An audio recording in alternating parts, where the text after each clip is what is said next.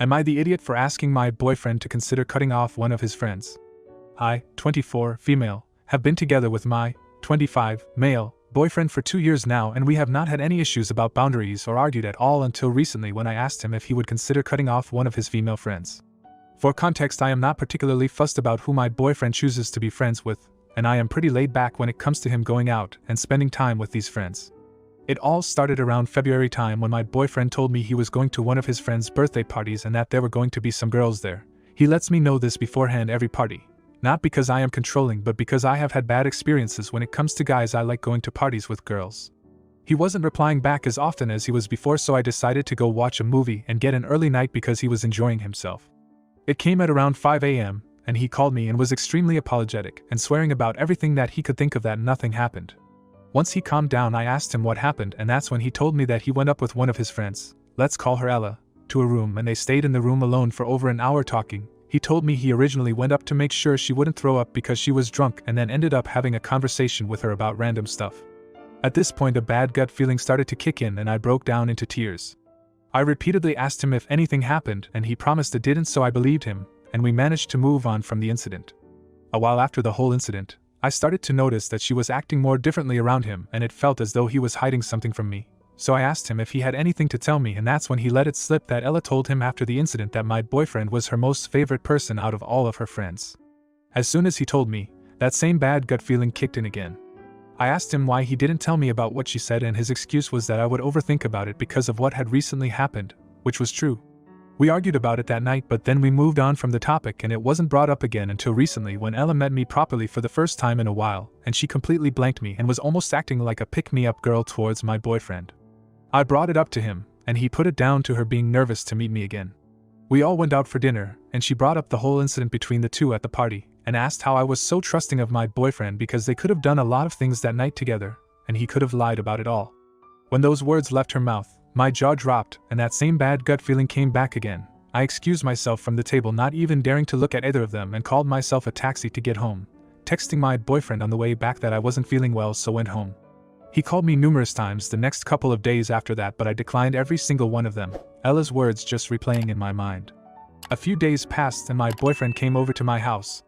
He was mad at me for ignoring him the past couple of days and asked me why I did that. I explained that what Ella said really made me think about this situation, and I needed some time to reflect on it all.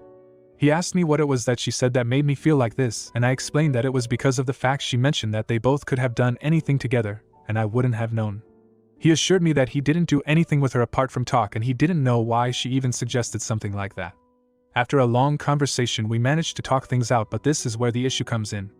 I asked him if he would consider cutting Ella off for a while because I was extremely uncomfortable with the things she was saying and suggesting about my boyfriend. He completely flipped and said that it would be so unfair for me to ask him not to talk to his friend over something so small. I tried to explain my reasoning, but he told me that his answer was no and stormed out. He has ignored me for 2 days, and I am now starting to wonder if I overreacted and am being the idiot. Now for a few comments before the update. Not the idiot. Even if nothing happened, Ella has a massive crush and she needs time apart to get over it, and stop being inappropriate with your BF.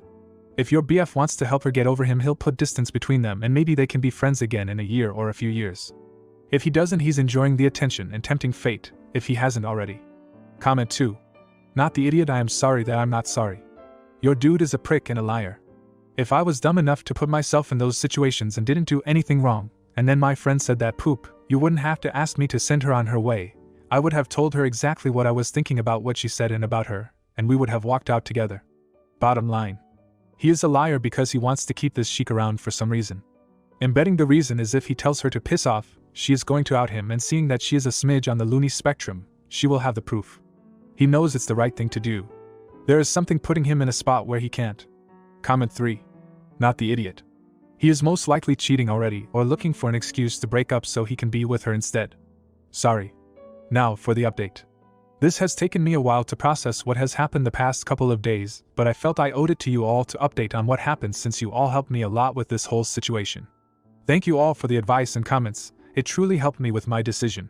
I would also like to address a few things that I may have not made clear in my first post. 1.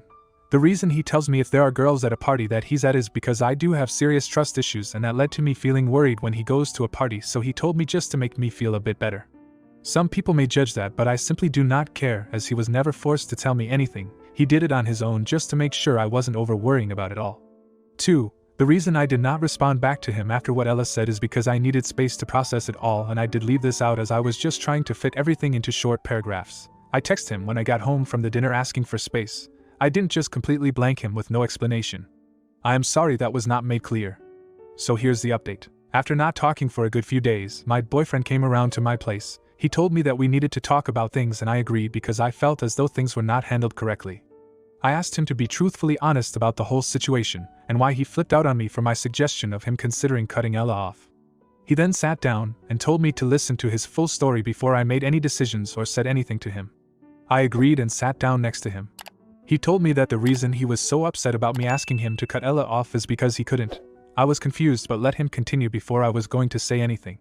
He then said that the reason he couldn't is because Ella had told him that if he ever tried to cut her off that she would tell me the truth about the party. My heart immediately sank and I felt the tears starting to form.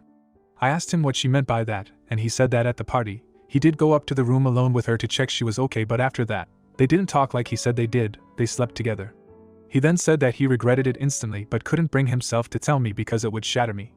I asked him why he called me that night at all, and he said that people saw them go up to the room, so he had to tell me his story first so I would believe him. I started screaming and shouting at him, and then kicked him out of my house. He has been trying to contact me on different accounts, and off of friends' phones to try to talk to me again, and it has led to me having to take a little break off of social media. I have since found out from friends that Ella has told them that she was wondering how long it would take me to figure it out with the hints she was dropping. I also found out that they have slept together more since the party, and the whole time he was ignoring me, he was actually over at her house.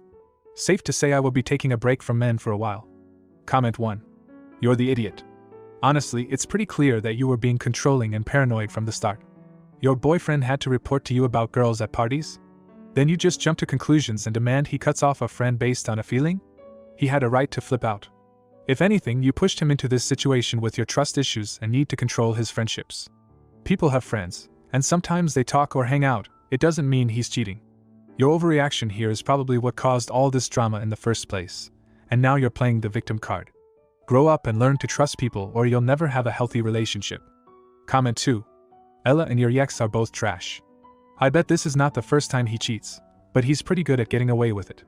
If it wasn't for trashy Ella trying to mark her territory, you wouldn't know about it. He told you a half-truth to deceive you and earn your trust before anyone had the chance to tell you what happened during that party. What a piece of trash. Please don't ever talk to him again. Don't give him the chance to fill you up with lies and convince you to take him back. You deserve better. Now, for the next story. Am I the idiot for saying I despise my parents because they like my sister? I, male 24, was always ignored by my parents when I was younger. My mom would always favorite my sister because she got top marks on everything. But don't get me wrong, I got good grades as well, mostly B's and A's. My sister, female 20, went to private school funded by my parents, of course, while I had to rack up thousands of student debt just to go to college. My sister always got everything, whether it was new shoes or the latest iPhone, whatever it was, she got it. When I was 16, my parents helped me my dream PC, but when my sister found out about this, she had a meltdown. She said, and I quote, "Why does he get everything that he wants?" Yes, she said that, and stormed off to her bedroom. When her birthday rolled around, she was expecting the latest iPhone and a new MacBook Pro for school. But she got was more than that. She got 2 MacBooks, one for home and one for school.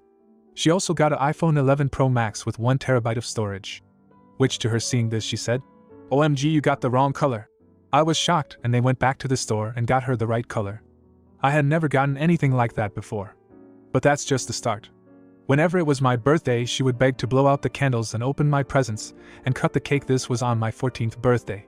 My grandpa was shocked.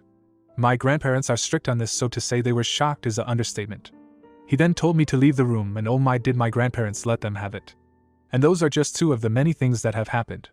In the time when this happened was just 2 years ago. 2 years ago was my sister's graduation, and she was spoiled by gifts from friends and of course my parents, and bear in mind they didn't even come to my graduation because I'm not making them proud. When my sister got called up on stage, my parents had paid, yes, you heard that, paid people in audience to cheers and clap for my sister to make her feel special. I was so mad by this that I got up and left. When my parents got home, they called me and said, "How dare you leave in the middle of your sister's graduation?" And that's when I snapped. I told them that why would I stay if they paid people to cheer in the audience, and that they always left me out, They always brought my sister everything so my sister would never have to work and just focus on school while I had to work while in school if I wanted anything, that my sister got whatever she wanted even if it was on my birthday and that they never noticed me apart from my birthday. After I had said that, she was quiet, and I heard my dad get past the phone, and he scolds me for talking to them like that, and that he heard the entire thing because my mom had the phone on speaker. That's when I said to him that I absolutely despised them and that they were bad parents, and that I don't like them. That was 1 year ago, and my mom contacted me out of the blue saying that my sister needed money, and they had found out that I had gotten a lot of money from investing and working as district manager for where I live. They proceeded to ask for money to help my sister buy a house. I was confused and asked why. They said, "After all we did for you, and you're asking why we are asking for money from you." And I said to them, "After all you have done for me? You made my sister do nothing while I had to do everything," and I hung up. This was 3 days ago, and I'm not answering their texts or calls begging and then getting mad at me. I honestly don't know what to do. If you have any advice, then please tell me. Now for a few comments before the update. Not the idiot. You are a 24-year-old successful adult. You did it on your own with no support from them. You don't owe them anything. And you certainly don't owe that sister of yours a thing. Go live your life and make yourself happy. Comment 2. Not the idiot. Your sister has always been treated like a golden child. It sounds like she hasn't learned how to work for anything. Her good grades came easy, and your parents handed her everything else. Now she's looking for someone to hand her money to buy a house. You going low contact/no contact with your parents is perfectly understandable given the circumstances. It sounds like they just only a little more than the bare minimum of providing food, clothing, and shelter. By contrast, they spent a lot of money on schools and gifts for your sister. If you do choose to talk to them, ask your dad to describe what they did for you. What did you ever do for me without doing twice as much for her? Comment 3. Not the idiot. You should tell them that they are reaping what they sowed. Getting back how they treated you. Now for the update. Today I contacted my parents saying I will not be buying or helping my sister get a house. My dad was furious, saying, "How could you do this to your sister?" My parents went on to tell me that my sister was pregnant.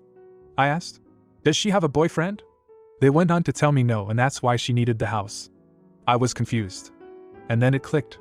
She was going round and having intercourse with people from her college. And I asked if that was true. They went quiet, and I knew that was not what I was expecting. I'm not sure if I should go no contact anymore because my parents are making me feel obligated to help. I am stuck between options. Comment 1. I would go no contact with them. Sounds like they are still spoiling your sister and now want to use your money for it. It's not you they want, it's not you they care about, it's just your money. All you'll ever be to them is what you can give, and you will never get anything back in return. If you give in now, you'll have to give in when the baby comes by, taking her and her baby, then you'll have to babysit so she can go out with friends. Is that really what you want? Comment 2. You are in no way obligated to help. Your parents are refusing to acknowledge their part in creating a spoiled person with poor judgment and little impulse control. Now she's pregnant, and they're all three trying to foist the responsibility of that onto you while sparing themselves as much trouble about it as possible. A repeat of your childhood all over again. Ignore them. Block them. They fricked around, literally, in your sister's case, so now they can find out. If you liked this video, you'll probably like these too. Also, while you're here, please consider subscribing.